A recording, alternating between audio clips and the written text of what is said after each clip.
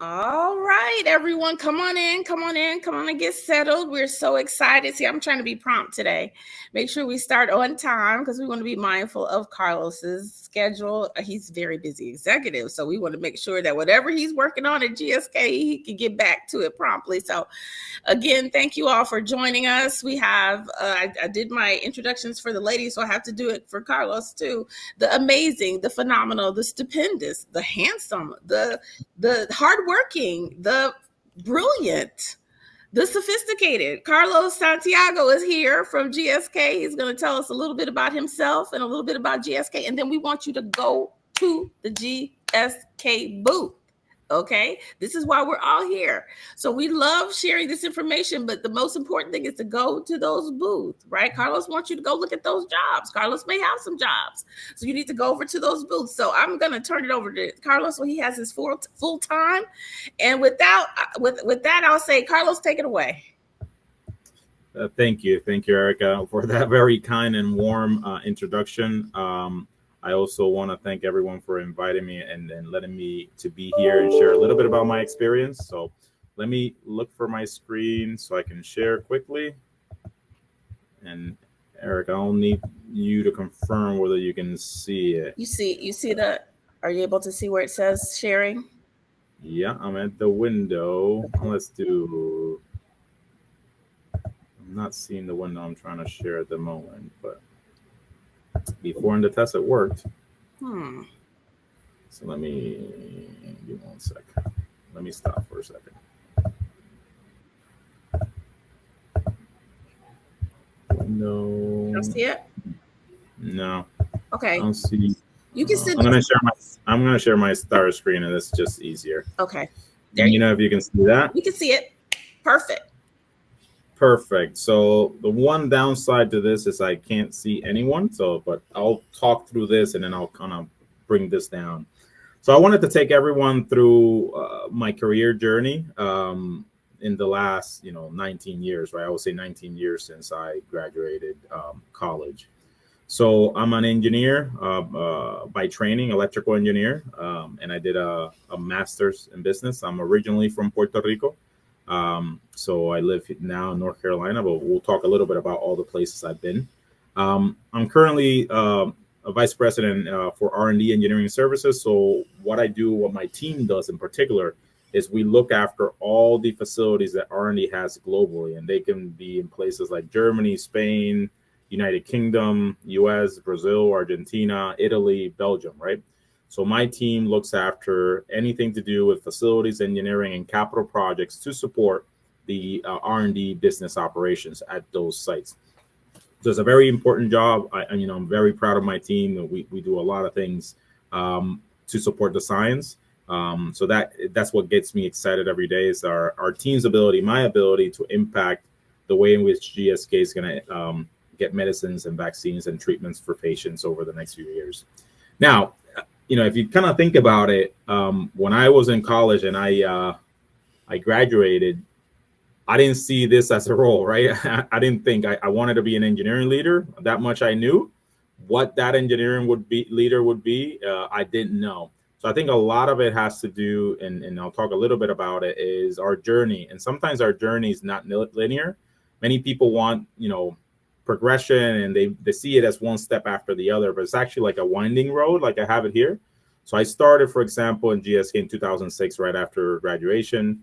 And I worked, utilities engineers, utility supervisor. I basically worked in a manufacturing facility in the back of the house, right? So anything that makes the site work, that's what my team and the team that I was part of worked on. So that's the first thought on the map. I'm originally from PR. See that it was one of our locations in Puerto Rico. So that's where my journey in my career and in GSK started. Then that facility closes, and then I moved to a facility in New Jersey, Clifton, New Jersey, where I become a utilities manager and later packaging manager, production manager. So that brought me to New Jersey for the first time, right? So I lived there almost 3 years. Really good experience in New Jersey. And I really learned a lot, right? It's the first time I worked outside of Puerto Rico, right? So from a cultural element, it was a little bit scary, if you want to call it something. So I had to work really hard to understand some of the cultural differences and sometimes the engineering differences between Puerto Rico and New Jersey. So I've never dealt with snow, obviously, and being a utilities manager, I was looking after how do we get rid of snow during the winters in North Jersey, a lot of snow, definitely. So right after that, I took on a role in a global team to kind of leaning on some of my experience in utilities and engineering. I became a maintenance consultant, and GPS coach is one of our operational excellence programs. So, lean manufacturing, Six Sigma. So I started doing that. And in that role, I wasn't based at any site. My role was to support any site in the world, a particular focus on the Americas, but that took me to some places in Europe and Africa. But anywhere where we had trouble, whether in engineering, production. And during that time, I was able to travel to between 25 and 30 countries in a span of about 2.5 years. It's probably one of the best experiences I've ever had within this company, is that ability to kind of go to so many different places, learn so many different things. So it was a really, really, really good opportunity for me. And I was able to go to places like Nigeria and Spain and, France and all these different things, and pretty much all of Latin America. So after that, and during that, so at the end of that program, there was an opportunity for me to go to Brazil for five month stint, and that's why Brazil is on the bottom of this slide. So I was able to support this site for 5 months. So, again, one of the best experiences I've ever had is almost being embedded as part of the site, being one of the people local to the site. So I was in Rio between 2013 to 2014. I left about a month before the World Cup started, which was a bit of a shame because I did want to see it, but I didn't get to.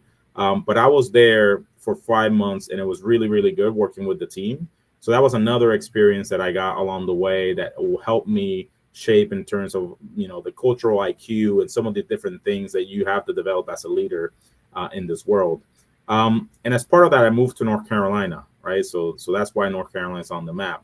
So then I moved from this global supply chain type organization supporting manufacturing sites all over the world. And then I moved to this function called Workplace Real Estate and Facilities. So this group basically was looking after commercial real estate, R&D offices. So this group would look at anything that wasn't supply chain. They were building their capability, and they needed someone that was strong in engineering and knew how supply chain sites worked.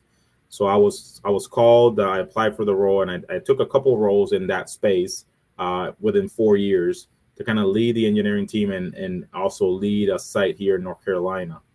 In 2018, there was a lot of changes. I've been working for now 12 and a half years, and I felt like I needed a change. I needed to explore. So I got a call from Merck for an executive director position. It was doing something very different, like chief of staff, strategy, things that are not so engineering in nature. And, I thought about my master's, the work I did there and what I wanted to spend some more time, where I thought I needed to polish some other areas of my development. So I took on that and I left for Merck, and I had a great experience. I spent there almost 2 years. Learned a lot from Merck, from their culture, the different types of things. I worked on digital strategy, many different things that I had not had the experience before, the opportunity to learn. And then I get a call back from GSK to say, look, we're doing a massive change. We want you to come back and head up the Americas, which is a brand new role, a VP role that we want you to step into. So I returned to GSK in 2020 to lead that. And that's what I've been doing for the last 4 years until about a month and a half ago, where an announcement was made, and I'm taking on this global new role for R&D engineering services, which I started the slide talking about. So like you can see here, there's been a lot of movement. I lived in different places, Puerto Rico, New Jersey, North Carolina, Brazil, Pennsylvania, throughout my career.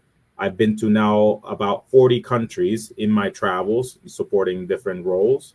And I've been in different organizations, whether it's R&D organizations, supply chain organizations, real estate and facilities, which are more business type organizations.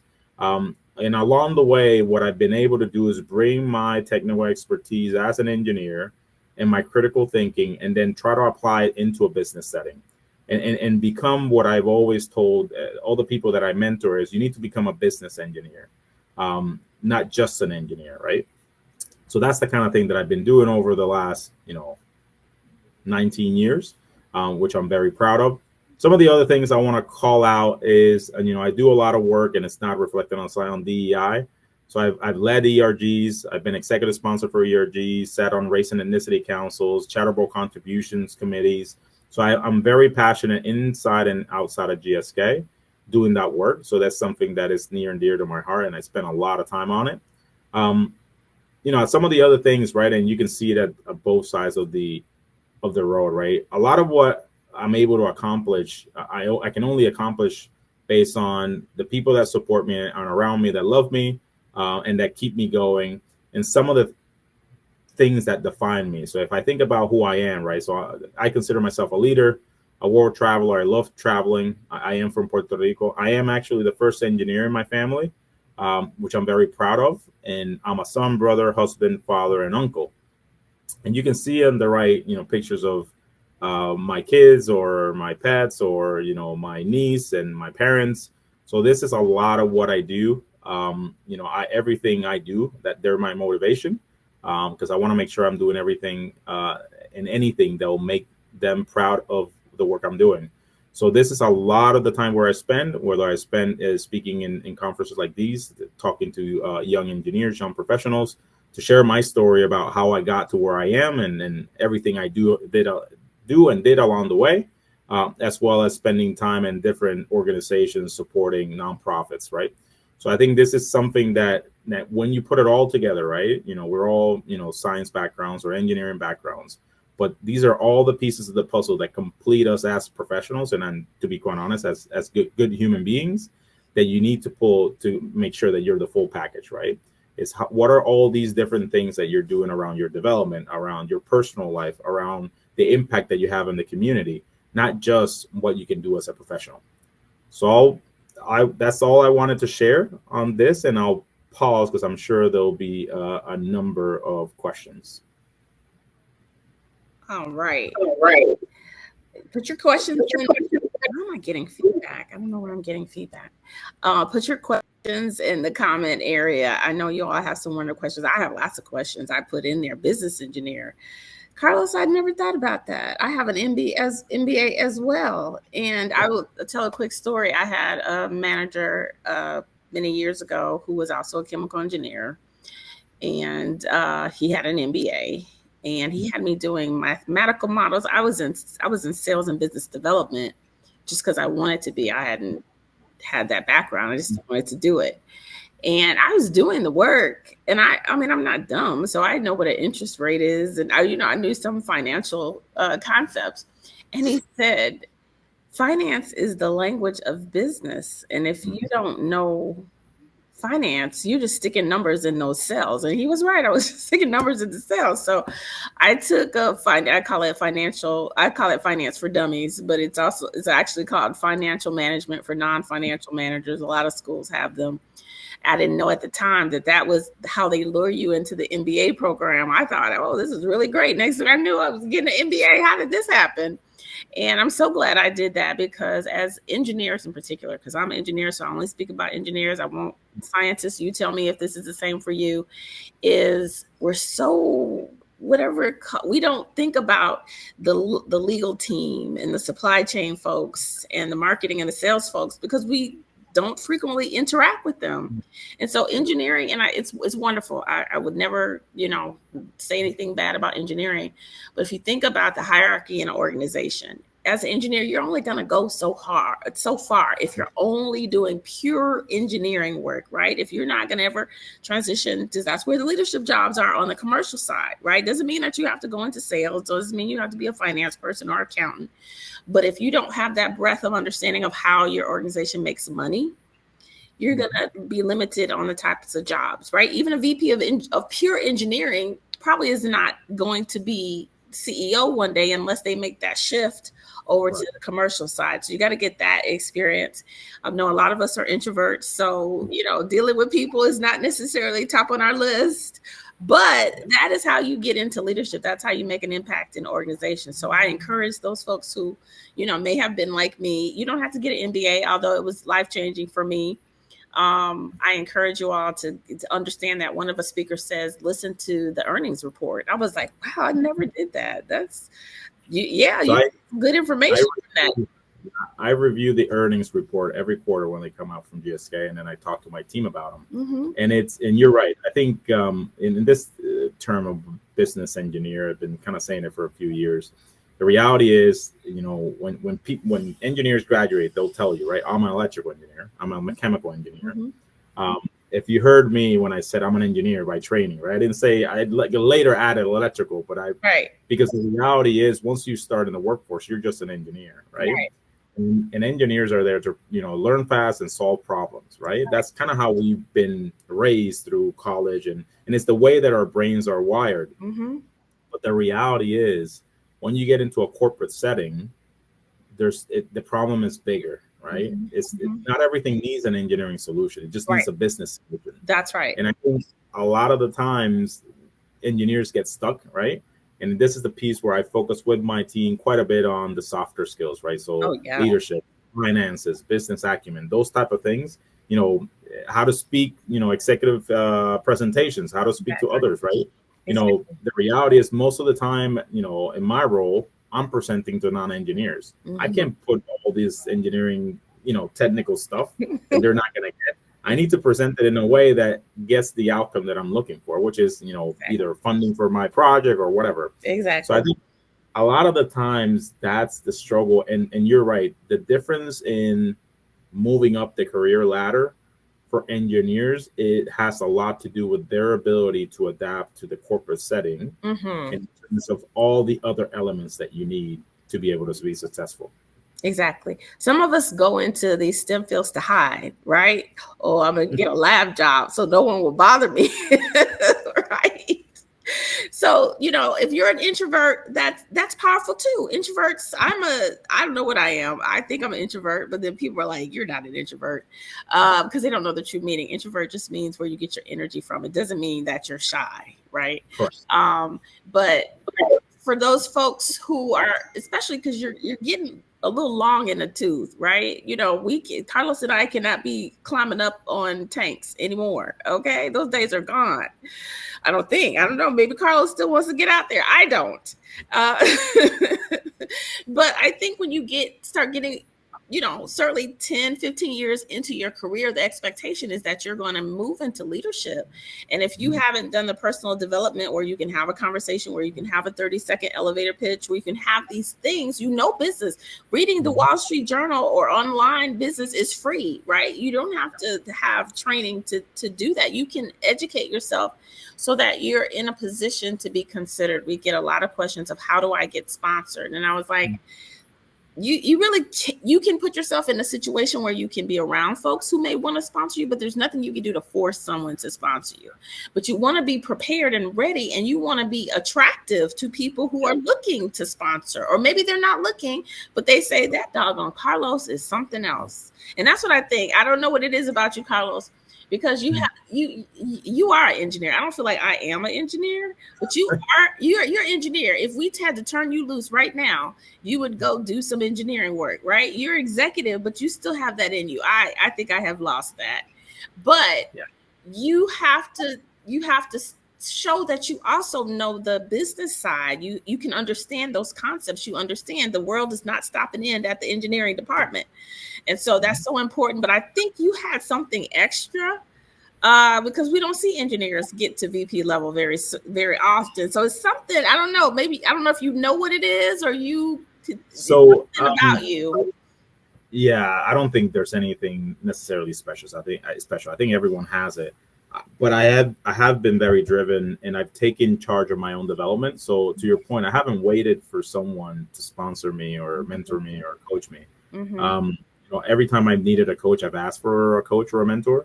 Mm-hmm. I remember my first, it was the interview, a final interview for my first GSK job. He became my first boss in GSK. And he said to me during an interview, and I still remember it to this day, is for an engineer, there's two routes, right? Now, whether you agree with him or not, I don't know, but I agree with him. There's two routes, the technical route or the leadership route. Mm-hmm. And you better figure out which one you like better quick, right? Yeah. Because what happens is that you could get stuck. So if you're in the technical route because you like it, Mm-hmm. and then you want to pivot to a leadership route after 15 years, guess what? It's going to be almost impossible, right? Mm-hmm. Because they'll see you as an SME. Mm-hmm. And I remember answering him then saying leadership route. Mm-hmm. Then, 22 at the time, I said leadership route. Mm-hmm. Because I wanted to know enough of the technical so no one can, so when I'm having a conversation, I know when someone's saying something right or not. Mm-hmm. But I never considered myself or wanted to be an SME on something. I wanted to be a leader. I've always wanted to be a leader. Mm-hmm. So with that in mind, every decision I made, everything I did, from career maps, I did gap analysis on myself, right? Because you start asking people, how did you get there? And they'll give you their path. But the reality is that might not work for you. Mm-hmm. That worked for them. So when I started realizing that I had to chart my own course, I need to get the feedback. I need to get the coaching, all the information I need based on where I want to go, then that's when I started going up fast through the ladder. But it took me some time because the first few years before that, I was trying to basically replicate what other successful people had done. Mm-hmm. That wasn't working for me. And it was never going to work, right? That's not what I bring to the table. Mm-hmm. Once I was able to kind of figure out my way and how to get it, then I started kind of making some leaps in the corporate ladder and getting to where I am, right? Where I've been a VP almost 5 years now. This is my second role as a VP. Mm-hmm. I'm 40, right? So I'm relatively young for an executive. So Mm-hmm. I think that's part of it is you need to take charge of your own development. You need to kind of start, to be honest, be self-critical, what you have and what you don't have. Mm-hmm. Sometimes we want these jobs, right? I've been to these job fairs and I see someone tell me and I said, what do you want to do? And so I want to be a CEO. And I look at them and I'm like, why don't we just start with the middle or like shoot lower for a little bit? And it's still like 15 years away, right? But everyone, because my challenge is, so how are you going to get there? And they don't have an answer. They just know they want to be a CEO. Mm-hmm. I think my is, what I wanted to achieve was I went back in Puerto Rico because it's a small island. I just wanted to be an engineering director for a pharmaceutical company. That was my dream. Mm-hmm. When you do that by the age of 30, then what do you do with the rest? So then you keep moving that step. Well, I want to make sure I achieve this. So I want to make sure I achieve this. So now you keep pushing the finish line, Mm-hmm. but I don't start with being a CEO because it's so far away. There's so much that needs to happen between now and then, right? That you're going to get lost. You kind of need to divide your development, even with problems, chunk sizes. Instead of trying to eat an whole elephant, how do we start by pieces? And then I think that's the best way, or that's the way at least that it's worked for me to get to where I am. You say you don't know, but I think you do know. Now I'm gonna put my coach hat on to you. I think you are a driven person. You could have decided to be a bricklayer and you would be vice president of bricklaying. I'm in charge of grout.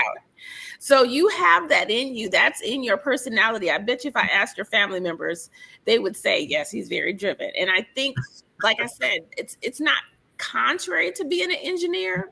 But a lot of us are like, just give me the task and I'll do the task. We're not like, I want to do this. I want to do this. For you all, raise your hand.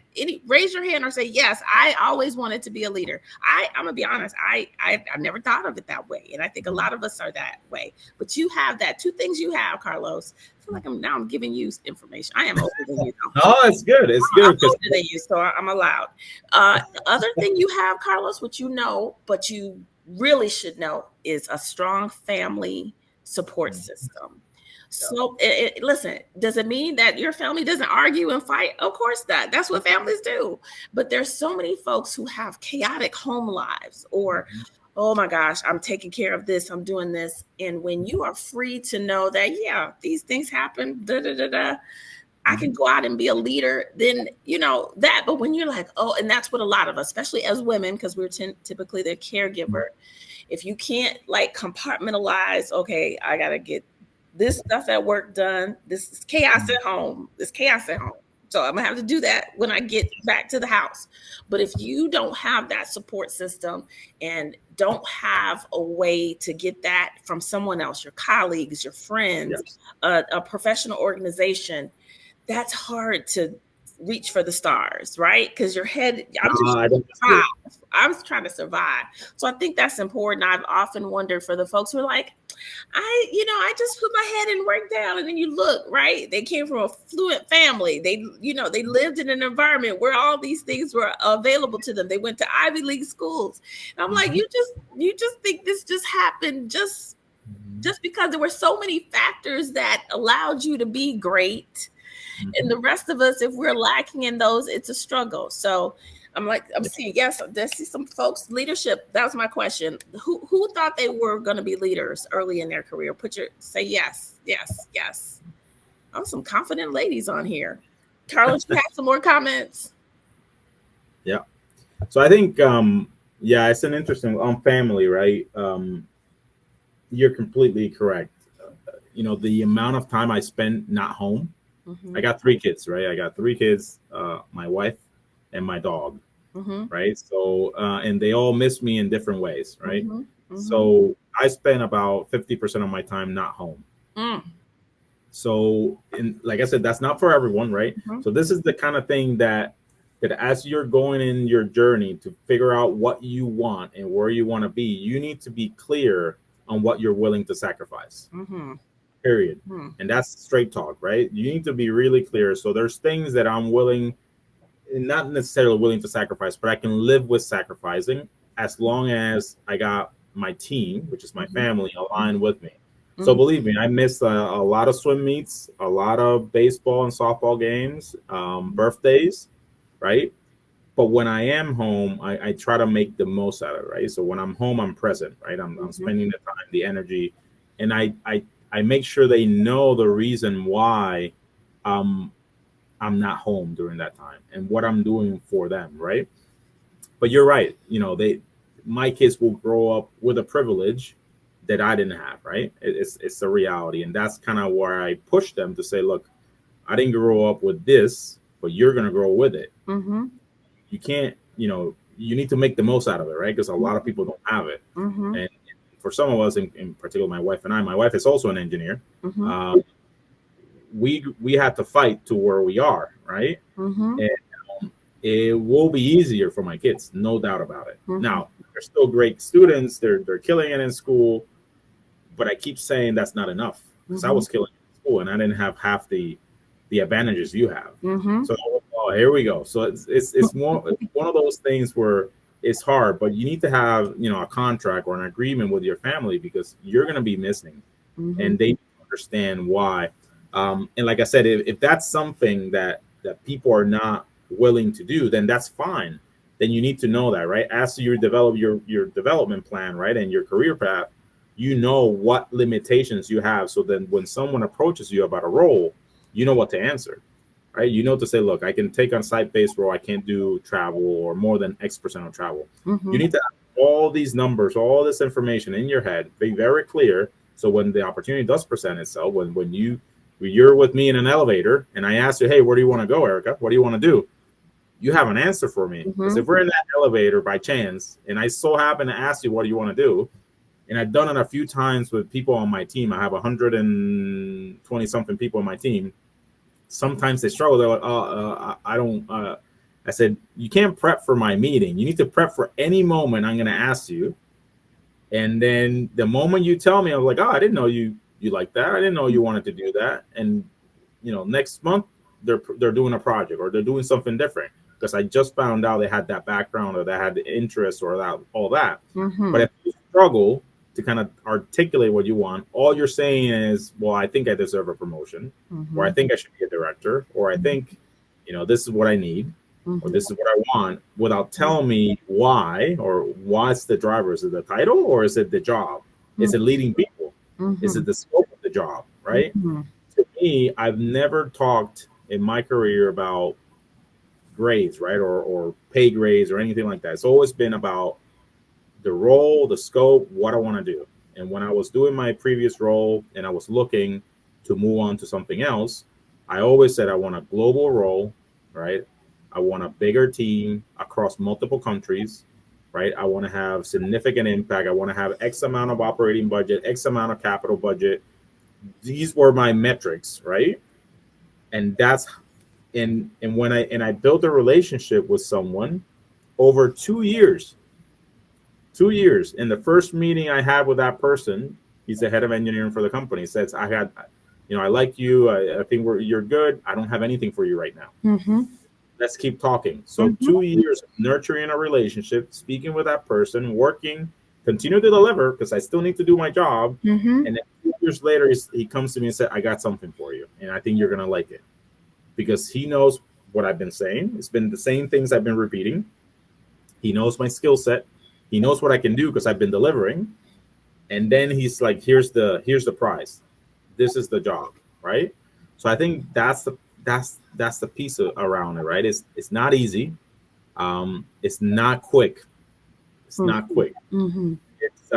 It's something that you have to build and spend energy and time and refine it. And maybe this didn't work. Let's try something different.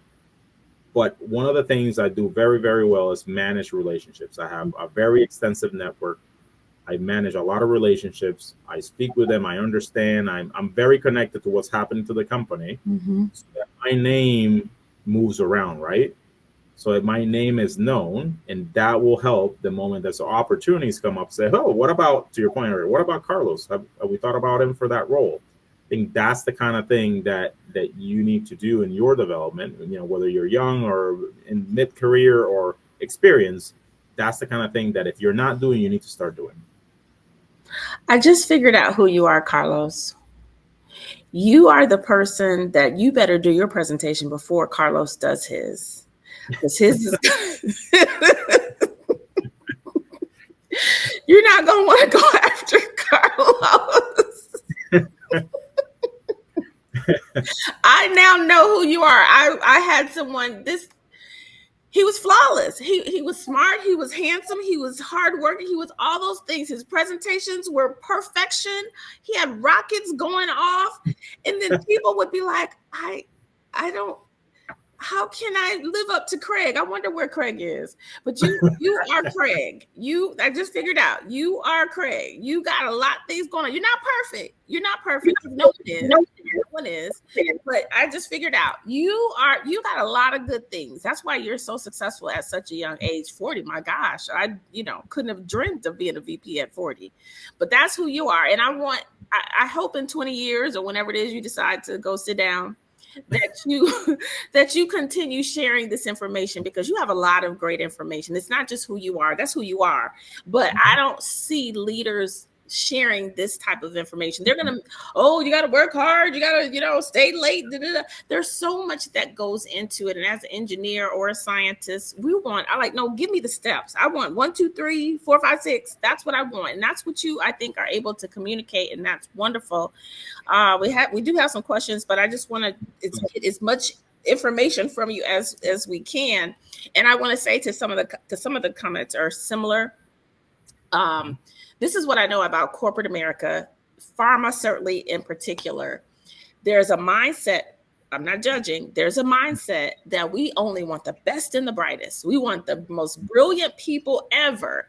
And I realize that there's only a small percentage of those brilliant people out there. So I know I'm only going to have a small group of people that I can look to hire. That's reality. That's how, it's not GSK. It's everyone. I can say this story about other companies in pharma or outside of pharma. And so it makes getting in very difficult, especially if your only method is applying online. I always tell people, if I don't know one person at that company I can talk to, I'm not even applying there because it's never going to be seen. I know as a hiring manager, depending on how your ATSs work, it goes, after I get the first 50 candidates, I don't care how many people apply. I'm not going to look at those other candidates, but the system is still showing that job as open, right? So people are like, oh my God, this is perfect for me on day, 13. And I've already gone through all the people. Now, if I don't find anyone in that 50, then I may go back to the pool. So it's key. Number one, you got to, for those who are interested in working for GSK, hopefully everyone on here is, but you got to sign up for those job alerts, because you got to know when those jobs are first posted. Most systems are is it 12 days or 14 days? Soon as 2 weeks. 2 weeks. Okay. Soon as that job is posted, because tick, tick, tick, tick, tick, tick, tick, 400 or 500 folks. GSK is an amazing company. They've got lots of people who want to work there. So you got to be right there in the beginning of that pile. That's in general, because everybody's still got to apply. Second, you have to build relationships. Carlos just said that. So we have a lot of folks who are like, I've been trying to get into GSK. If you don't have a connection at GSK, it's going to be almost impossible. It's not just GSK. Like I said, that's just how things work. So that's why we do what we do. We have this event where you can actually talk to recruiters and I don't know if any recruiters are on here, but I also want to talk to y'all. Okay. So we love when you exhibit with us, but follow-up is key, because that job that Carlos is not appropriate for today, it's another one that's going to come up in 2 weeks. And I wish I had stayed in contact with Carlos. So I want the recruiters, if they're on here, I want, number one, let's build this pipeline. We're here. That's why we're all on this platform today, have a platform of talent. But for you all who are actively trying to find a job, especially in GSK, you have to connect with these folks. Like I tell people, if you apply for 9 jobs at GSK, either the system or whoever is in recruiting is going to be like, they don't know what they want to do. So don't do that. Don't do that. Pick the 1 or 2 that you really want to talk to. And then when you talk to a recruiter, say, hey, there's some other things I could do too. But, these are the 2 I really, really am interested in. I know I have the most qualification. You have to build a relationship, whether you're internal or external. It's more important external, because it's just, I've had people tell me, I've tried to get in this company. I've tried to get in this company. There's a ton of folks looking for work right now. So why are you different? Why are you special than all the other folks? So make sure you go over to the GSK booth and connect with them. If there's jobs that are, in line with what you do, great. But stay in contact with those folks. Ask to connect with them on LinkedIn. If they say yes, great. If not, say, I understand. I know you probably get a lot of these, but follow GSK. Carlos is a walking example of how to do these things right, especially from a technical standpoint, because they don't teach us these things in engineering school, right? They just teach us how to calculate. Some of us can't even spell. So all these things that he's saying that he's done, advocating for himself, looking for opportunities to improve his capabilities, getting an MBA. Nobody is teaching us this. I'm sending the scientists and technologists too. I could be wrong. I'm only speaking for engineers. But so much of what he's saying is like a playbook of this is how you do it, right? He may not realize he has a book in him. I'm putting that on you, Carlos. But he's telling you exactly how to do it. I did this, I did this, I did this, I did this. So for those of you, if Carlos is amenable, I don't know how active he is. I don't think he doesn't have no picture on there on LinkedIn. So he may not be the person to send a LinkedIn connection request to, but please make sure you go to the booth. If you all have questions about his area, ask him so that you can educate yourself if it aligns with what you're doing. So I'll step off my soapbox now. I'll stop preaching.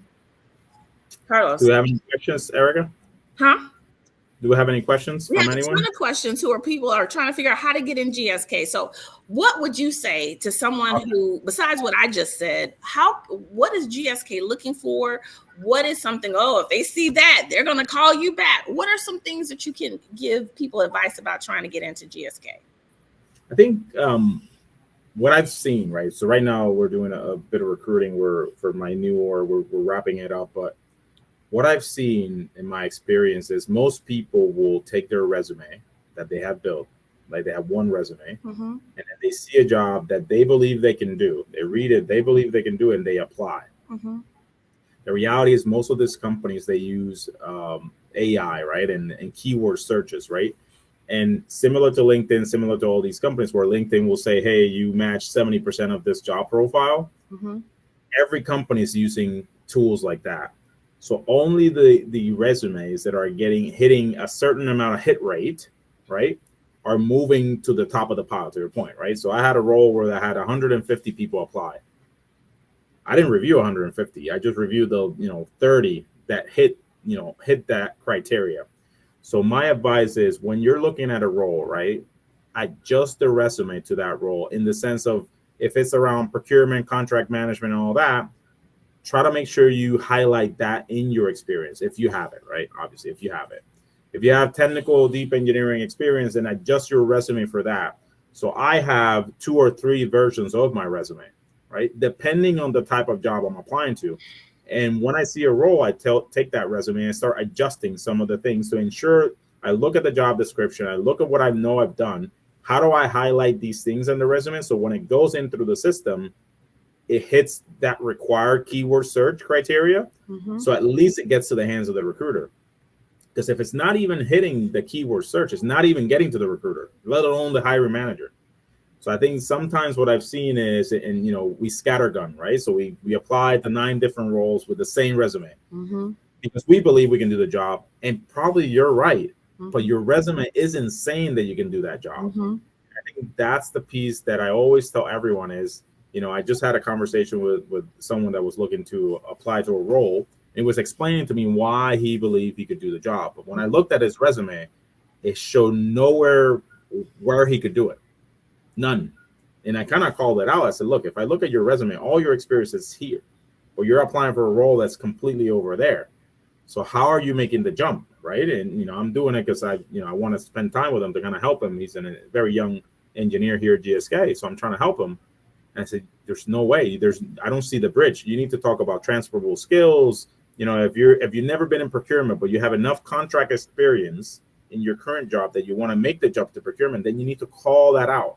Contract management, negotiations, service level agreements, these kind of things that they were looking for a procurement job, even though you haven't done procurement, because there are people that make the jumps, but you need to be able to pull out those transferable skills, right? Those core things that you've done and make sure they come out in the resume mm-hmm. so that either the tool picks it up, the recruiter picks it up, or the hiring manager. So I'm one of those hiring managers that I do look at people that have, I look at the whole width of experience, right? I won't look just at this little piece, and if it doesn't meet it, you're done. So I look a little bit further on what they've done around it, and also potential, right? So one of the biggest mistakes hiring managers make is to hire for the role, not for the potential. Mm-hmm. I want to hire you for the next 3 roles you're going to have, mm-hmm. Not just the one role that you're applying to, right? Mm-hmm. And I think that's the other thing that you need to bring. So, okay, you fix the resume, you were able to get a call with a recruiter, right? Or the hiring manager. Now you need to show them why you're good, not for only that role, for 3 other roles, right?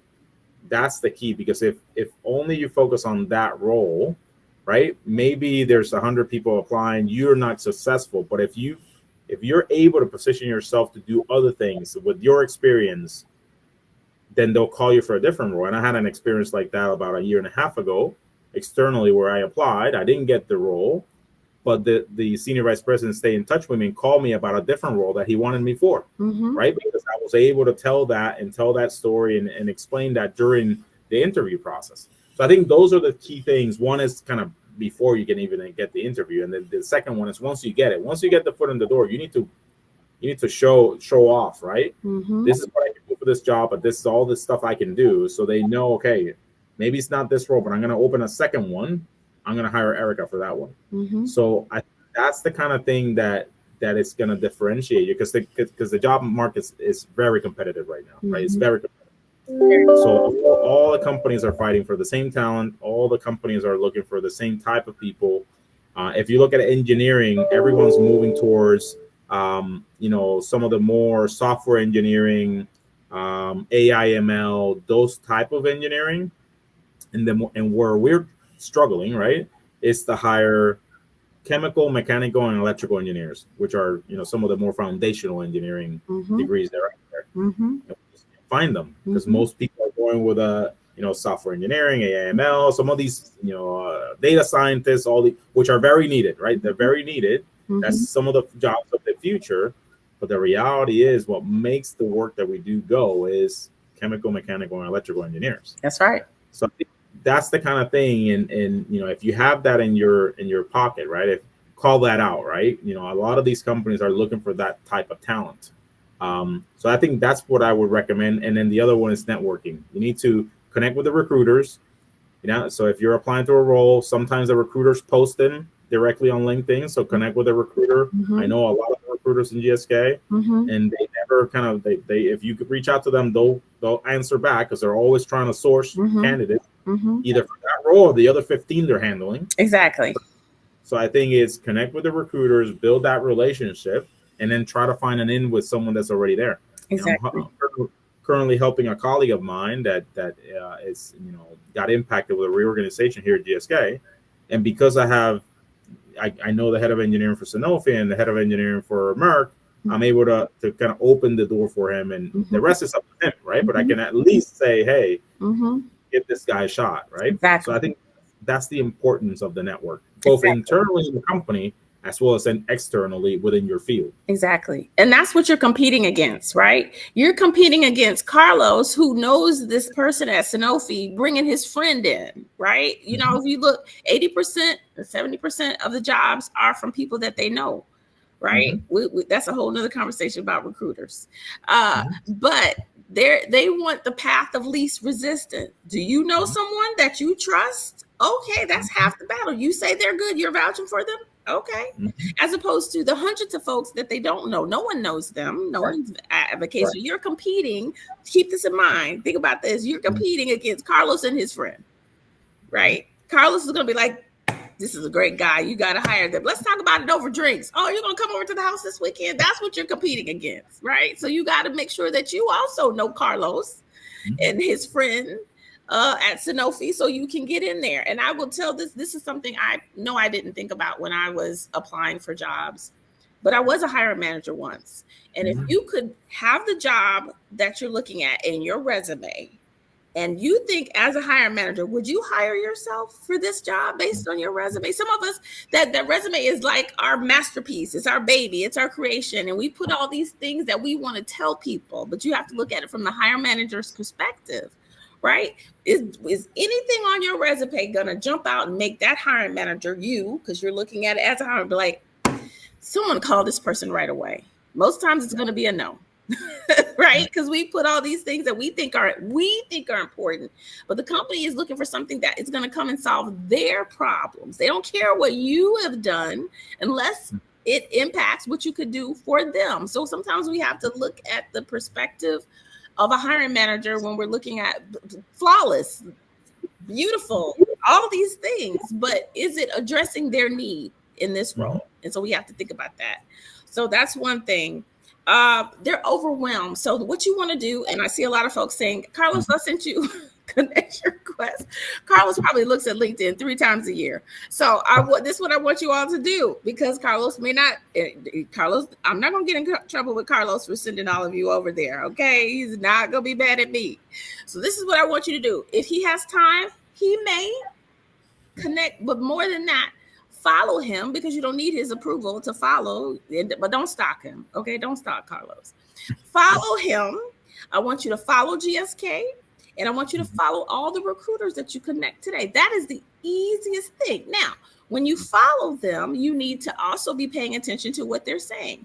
If Carlos says, I'm really looking for a candidate who has XYZ, I want you to pounce.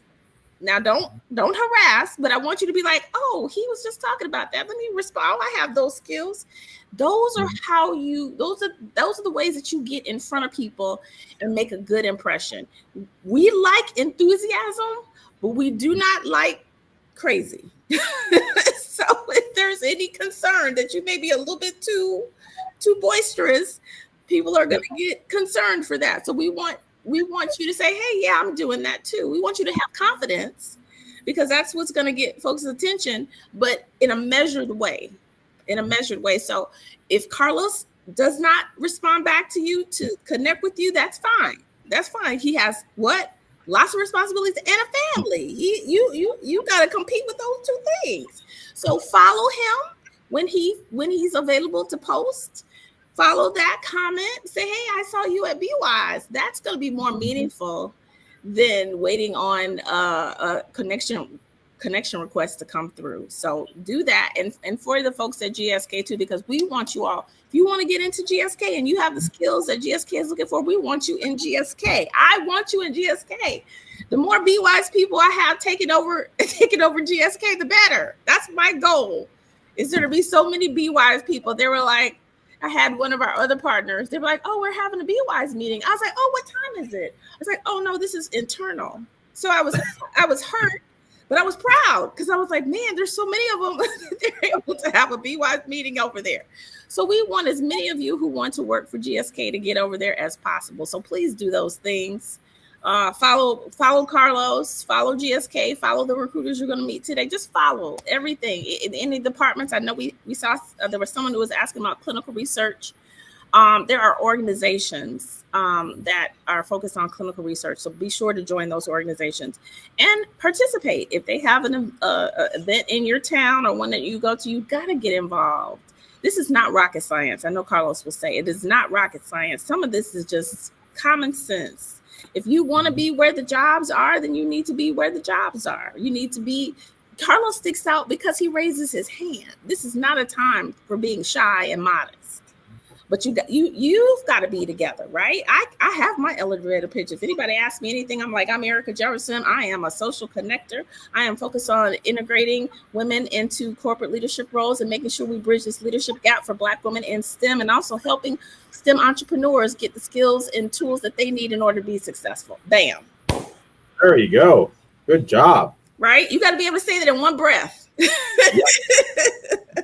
You don't know if it's 1 floor or 5 floors. You need to get that out quickly.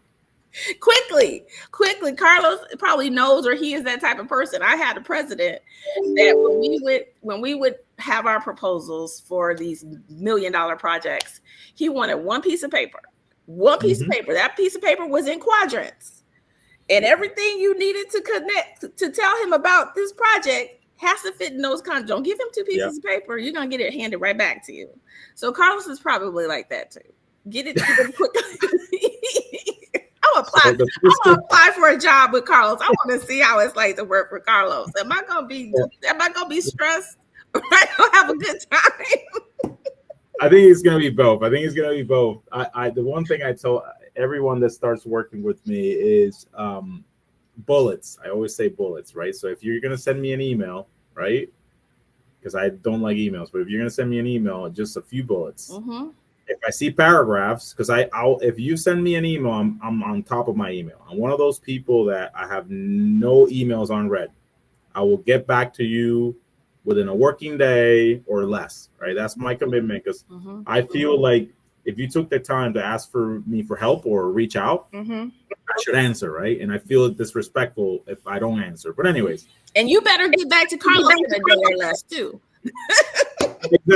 Exactly. So and then I see paragraphs and I'm like, what? I said, I can't do this. So I call, it's happened a few times when I've had a new leader join me. I said, look, Brian, you need me, just bullets. If you send me paragraphs, it's going to be weeks before I answer, because every time I read, like my ADD is going to take over and I'm just not going to finish it. I'm going to close the email and then come back to it a week later. And that will keep happening until you reach out to me and say, hey, you never answer my email. So if you want a quick response, bullets. And if it's that long, then call me. Right? That's what I always say. If you can't explain it in bullets because it's worth a longer conversation, that's right, then call my cell. That's right. We'll talk it through and then we move on. Exactly. But that's one of those things, that and short presentations. I was like 1 or 2 slides, that's it. If you give me more slides, I get bored. Yes, especially as a leader, you've got so many things going on that you are responsible for being aware of and knowledgeable of. You can't keep up all this stuff and it's 3 paragraphs. So I'm looking at the time. We've got 5 more minutes left. I told you, Carlos, this was going to go by fast. Any parting questions? We want you to go to GSK and find out about what those jobs, but this is my parting suggestion. Whether Carlos accepts you or not, he may on a random day decide to post on LinkedIn. So if he posts on LinkedIn hopefully you remember this, because we're not waiting for Carlos to accept our connection request because he's really busy. But if he gets a wild hair and decides to post on LinkedIn, we want you to send just a quick note. Okay, this should not be your dissertation. And say, hey, that was a great point. That's really interesting. It's so good talking to you at the BWISE Career Fair. Continued success to you and your team. That's it. Don't say nothing else to Carlos. If he chooses to respond back, he has remembered you. Okay. Sometimes we go from maybe to never. So we want to be short and sweet. And so that people can, oh yeah, I remember. That's good. You want to stay top of mind of people when opportunities come up. So then they're like, yeah, I remember you were in clinical research. Yeah, here's a good person. That's where some of us, because as introverts, sometimes trying to be extroverted, we go over to the other side, right? So we want to make sure that we are meeting people where they are and being respectful of people's times and level of engagement in their jobs. So with that, Carlos, you've got the final minutes to share what you want to share. No, I think first of all, I want to thank you and everyone at BWISE for the invitation. I really appreciate it. I really enjoy talking and sharing. I didn't have someone that would, when I was coming up, that could give me tips. What I'm sharing is because I've learned along the way. I've asked questions, and I do feel the obligation to share them back, right? Because I want to make sure that those that look or sound like me, right, get the same opportunities or better than I did. I think that's for people of color. If we get ahead, our job is to help those behind us, right? That's my view. So I take that very seriously, and I work really hard to kind of make the time for these type of events, and I do quite a few of them. I have another one next month in Pennsylvania that I'm supporting, so I do it quite a bit. So I rarely say no, but yeah, I think my view is if you find leaders, if you find people that you think will be great to kind of add to your toolbox, right, you just squeeze them for everything they're worth, right? Just try to get as much as you can from them. Okay. Respectfully. Respectfully. We don't want to push it to the other side. And so I saw one question, and this is a good question for all things, people trying to get in pharma, especially from other areas. My background is oil and gas, and I know if I had just tried to use my skills in oil and gas without looking at the broader picture of what I contribute to an organization, I'll never make it through. So whether it's materials, you've got to find out. It's not just, okay, in a perfect world, pharma would only hire other pharma people, but I have tools to do that. It's not realistic. You cannot mandate that you're only going to hire pharma people because you're going to run out of people. All of you all are looking for the same people. So go ahead, Carlos. It comes back to transferable skills. I have my regional engineering director for the US. He comes from oil and gas. He comes from oil and gas. And I hired him 2018, 17. Can't remember. But I was looking for a reliability engineer at the time. And he was a reliability engineer. So he was able to articulate through his resume, through his interview process, how he can bring those skills into the pharma world when these are two completely distinct industries, right? Exactly. One is very dirty and one is very clean. That's right. And he's been very successful. So he's a director now. He didn't start off as a director. So I think we have a number of those type of examples where we brought people from the food industry, from different industries, and they just make the jump, because usually what you want to do is make the jump in something that you've done, right? That's the transferable part. And then once you get all you need is the foot in the door. Right. So just take a lateral. Take a lateral. Don't look for anything bigger. I know you can do it. You know you can do it. But if your mission is to just get in, then get in. Find a way to get in, and then you move up. That's right. Once you're in there, you can show them all you got. That's right. But I think that's where I found a lot of people successful making the change, and we have a few in my organization, either consultants, oil and gas, food industry, because they've gone for these specific roles, and then they shine really well. Right. So in the last minute before they yank us off, regardless, business engineer, transferable skills, leaders, elevator pitch. But again, if you are not in pharma and trying to get in pharma, it is your responsibility, because you don't have the same presentation to them, to the recruiters, to the hiring managers, is to figure out what you did in materials or any oil and gas or whatever, that you can solve problems in pharma. That is your responsibility. That's not the recruiter's job to try to sort that out on your resume. You have to convince them why, even though you did not work in this industry, why you can do this job. So with that, okay, so Paula says, how do you go to the booth?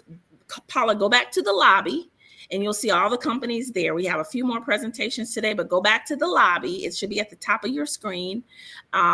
Someone help her if she can't figure it out. That's a test, though, Paula. And go on over to the booths, in particular GSK, and speak to them. And thank you again, Carlos. You're so wonderful. Give me your manager's telephone number. I may want to bring you back on another event. Let's see if you come back again. Talk to Renee. Get you back. Thank you, everyone. Thank you. Bye-bye. Bye. All right, you guys go on over. Did you put a yes? Did you get a lot out of this session? Yes. Great session. Yes, yes, yes. Wonderful, wonderful, wonderful. All of you are going to go and make sure you connect with these amazing, amazing folks. I see so many people that I know. Oh, my friends are here. Thank you all for coming.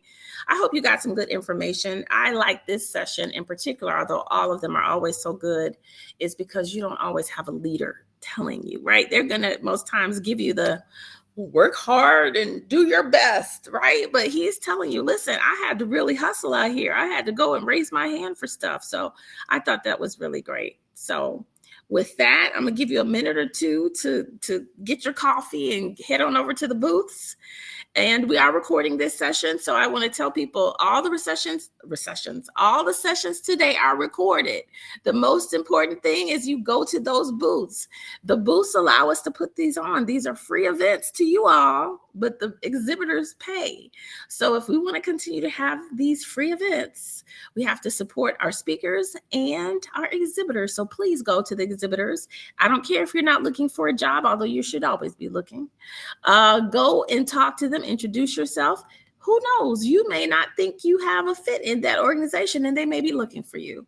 So with that, I'm going to give you all time to go get some coffee, some tea, some juice, some water, and then head on over to those booths. And I'll see you in a couple hours.